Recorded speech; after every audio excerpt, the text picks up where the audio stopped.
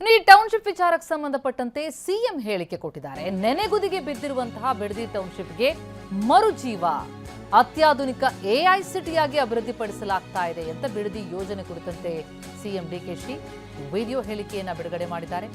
ಬೆಂಗಳೂರು ದಕ್ಷಿಣದ ಚಿತ್ರಣವೇ ಬದಲಾಗಲಿದೆ. ರೈತರ ಹಿತರಕ್ಷಣೆ ನಮ್ಮ ಪ್ರಮುಖ ಆದ್ಯತೆ.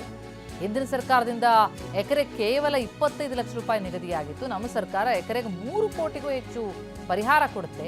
ಭೂಮಿ ಬಯಸುವಂತಹ ರೈತರಿಗೆ 50% ಅಭಿವೃದ್ಧಿಪಡಿಸುವಂತಹ ಜಾಗ ನೀಡಲಾಗುತ್ತೆ ಅಂತ ಸರ್ಕಾರದ ಯೋಜನೆ ಏನು ಅನ್ನೋದ್ರ ಬಗ್ಗೆ ಮಾತನಾಡ್ತಿದ್ದಾರೆ ಸಿಎಂ ಡಿಕೆಶಿ.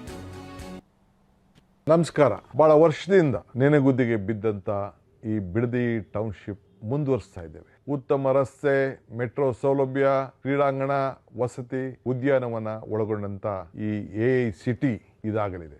ಯುವಕರ ಉದ್ಯೋಗ, ರೈತಾಪಿ ಜನರಿಗೆ ಉತ್ತಮವಾದಂಥ ಒಂದು ಬದುಕು, ಬೆಂಗಳೂರು ದಕ್ಷಿಣ ಜಿಲ್ಲೆಗೆ ಒಂದು ಹೊಸ ರೂಪವನ್ನು ಕೊಡುವುದೇ ಈ ಗ್ರೇಟರ್ ಬೆಂಗಳೂರು ಅಥಾರಿಟಿಯ ಯೋಜನೆ. ಜಮೀನು ಕೊಡುವ ರೈತರಿಗೆ ಉತ್ತಮವಾದಂಥ ಬೆಲೆ ಕೊಡಲು ನಮ್ಮ ಸರ್ಕಾರ ಬದ್ಧವಾಗಿದೆ. ಇಂದಿನ ಸರ್ಕಾರ ಕೇವಲ 25 ಲಕ್ಷ ರೂಪಾಯಿ ಮಾತ್ರ ಎಕರೆಗೆ ನಿಗದಿ ಮಾಡಿತ್ತು.